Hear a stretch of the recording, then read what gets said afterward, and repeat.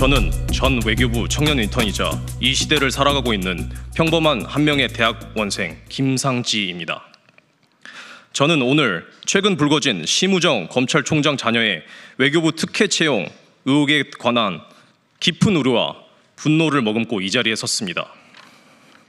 최근 심우정 검찰총장의 자녀인 심가 외교부 채용 과정에서 특혜를 받았다는 의혹이 제기되었습니다. 작년 1월 외교부는 국립외교원 정책조사 분야에서 경제 관련 석사 학위 소지자를 모집했습니다. 공정한 절차를 거쳐 경제 전공자가 최종 합격했지만 외교부는 대한민국 국적을 가지고 학위 과정을 마친 합격자의 우리말이 서툴다는 석연치 않은 이유로 돌연 합격을 취소했습니다.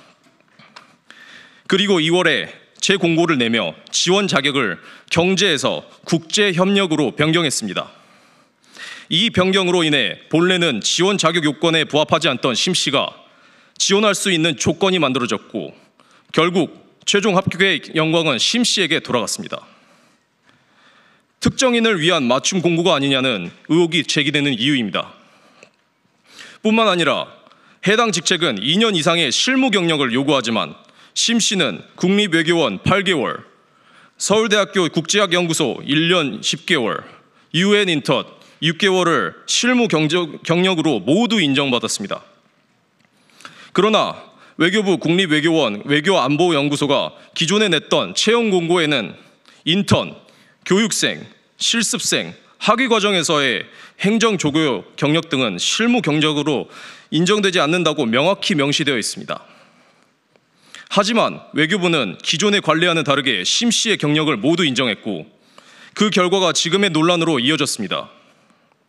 이에 우리는 강력히 요구합니다. 첫째, 외교부는 심 씨의 채용 과정에 대한 모든 자료를 투명하게 공개해야 합니다. 둘째, 공정한 수사를 통해 채용 과정에서 외압이 있었는지 철저히 밝혀야 합니다. 셋째, 앞으로 공공기관 채용에서 유사한 특혜가 반복되지 않도록 제도적 개선을 마련해야 합니다. 국민들은 묻고 있습니다. 이미 공정한 절차를 거쳐 최종 합격한 이 지원자가 있음에도 왜 돌연 불합격 처리되었는가? 왜 재공고에서 특정 전공이 추가되었는가? 특정인의 자녀가 아니라면 같은 조건으로 이 자리에 설 수 있었는가? 이 질문에 외교부는 답해야 할 것입니다. 우리는 정의가 바로 설 수 있도록 끝까지 지켜볼 것입니다. 감사합니다.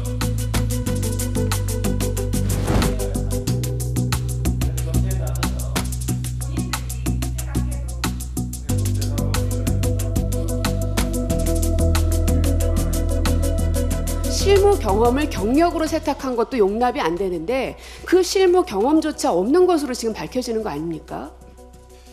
검찰총장 아버지를 두었고 수강했던 과목의 교수가 채용 기관장이라면 전공 과목도 바뀌고 자격 요건이 안 돼도 합격되는 사례가 있을 수 있습니까?